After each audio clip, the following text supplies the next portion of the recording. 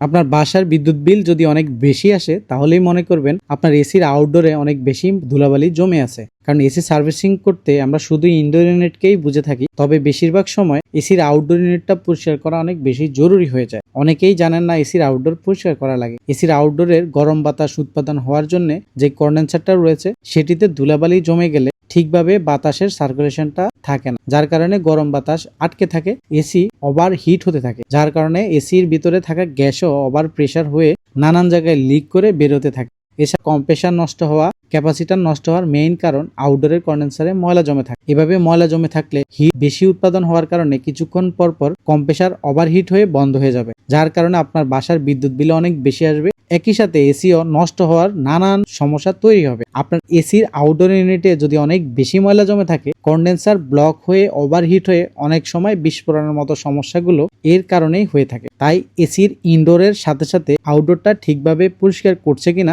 সেই বিষয়ে খেয়াল রাখতে হবে। মনে রাখবেন, এসি সার্ভিসিং শুধুমাত্র ইনডোর ইউনিট নয়, আউটডোর ইনডোর দুইটা মিলিয়েই এসি সার্ভিসিং।